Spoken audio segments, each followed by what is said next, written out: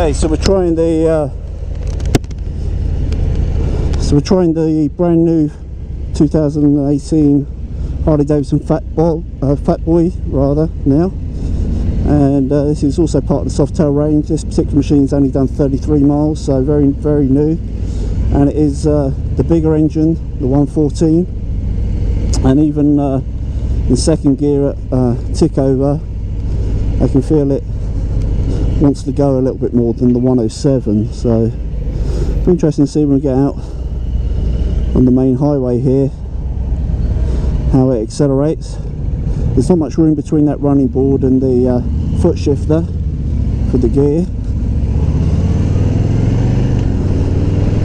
but I can just get my foot underneath it. I'm sure that's adjustable, so wouldn't be a problem. Instantly up into fourth, 40 miles an hour, very smooth, effortless. Just move it up a little bit, feeling a little bit more wind blast than on the Fat Bob. Feels pretty nice. These low beach bars are pretty cool, but they are very low. I think if you're 6'2" like me, you might benefit from changing the angle of those upwards a little bit, or even fitting kind of mini 8 beach bars. I know that's an oxymoron, but you get what I mean visually. A little bit higher and just as wide, and I think that would be pretty cool. Fabulous looking machine, the Fat Boy. Very pretty. It's got those beautiful scalloped alloy wheels. Just looks stunning. It's a real visual treat, particularly for those who don't ride, but also those who do. I think it's very pretty. Now this has a monstrous rear tyre purely for looks, and rides the bumps probably equally as well as the Fat Bob. That's to say, quite acceptable. It's not spine jarring, but it's equally not floaty light GS Adventure or something. But you feel pretty cool riding this thing. The floorboards are pretty nice, although I would prefer them further forward for my long legs. I find my heel is about halfway along the running boards. I'm pleased to see the brake is in a much better position than older Harleys. That works much better. I would also angle these levers down a bit as well. It's kind of like if you're 5 foot munchkin and you're trying to look very cool and laid back, probably works a treat. But if you're a big guy like me, or the guy in front who's just ridden it and said, yeah, I need higher bars on that thing, then you'd probably want to change it. But you know, easily done. Break out the spanners, or even change them, swap them out for something different. A lot harder to find neutral on this particular machine than the Fat Bob, but there we go, it's in. I know from owning brand new Harleys myself, and riding older 88s, 96, 103s and 110 CVOs, that new ones are a complete bitch to get into neutral, and you have to kind of sneak it into first and rock it forward on the throttle, and then pull in the clutch and snick neutral rather than just sit there trying to get neutral. But they do improve with a few miles under the clock and familiarity with the actual machine you own. And I'm sure this is no different, but does feel a little bit better in terms of a little bit easier than brand new Harleys of old to get into neutral. Now suspension again is Showa on this, made by Honda for Harley Davidson. Smart move on their part. You know, they're not track gods, so why try and produce something that's not really your forte? But they were obviously losing ground to people like Indian in terms of the way the machine's handled and rode, in terms of refinement and ride quality. And reaching out to Showa is a smart move, and it's paid off pretty well, I'd say. The ride quality of the bike's much more like well, kind of a non-Harley V-twin manufacturer's bike, for want of a better expression. That's no bad thing in terms of ride quality and braking. They feel much more in line with modern motorcycles now.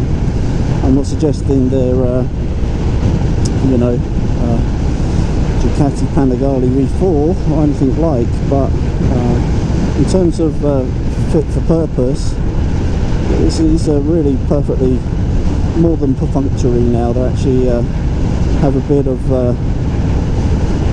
modern feel to them, which is good, because these machines are not cheap.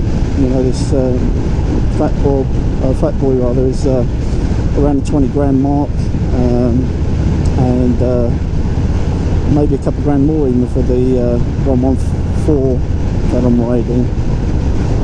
And it's interesting, I've only ridden the 107 once so far, and this is my first outing on the 114. I'd say the 114 feels very much like the old CVO 110, but the problem with the old 110 was that they used to implode quite often. They weren't the most reliable of Harley's engines, whereas the base model, you know, the 103 is was pretty good, and the 107 so far has been reasonable. You know, there's been a couple of problems with a couple of bikes, but you sell as many bikes as Harley does, and you're going to get a few bad apples, and with the internet you're going to hear about it. So, but I think in the main, when you look at the volume they're still selling, it's pretty good. And although Harley's got its troubles at the moment, and it's had to shut factories and talk of building in Thailand and all sorts of stuff, you know, they still make a lot of motorcycles, and they still own the majority of the market in the US. And whether you're a Harley fan or not, you know, you have to kind of respect that they're doing something that a lot of riders like. But equally, with their market share dwindling, they need to do a lot more, probably. Stop appealing to people that's retired and on their last legs, probably not going to buy a bike anymore, and appeal more to the younger guys. They need to find out what turns younger guys on.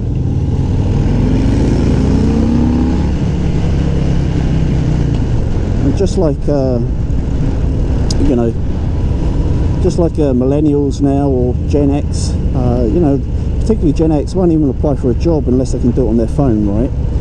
You know, a few years ago we used to think, oh, you arrogant little twat, you know, but hey, times have changed. If you want to get Gen X people into your business, you need to talk on their terms.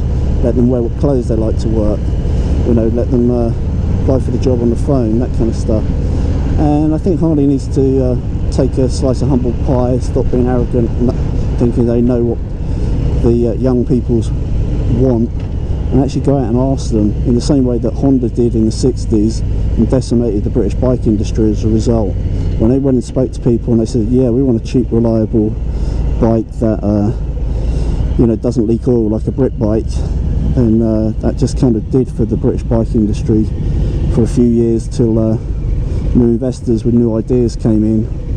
But at present, yeah, Harley could be doing more, I think, to ingratiate themselves to the younger generation. But in essence, you know, they're doing something, and they need to be doing something. They claim to be releasing a lot of new models in the next year or two, 100 or something I read somewhere. So that's a bold statement, even if you're just giving them a lick of paint and changing the graphics, which they often do, and claim it's a new model. But bikes like this Fat Boy really has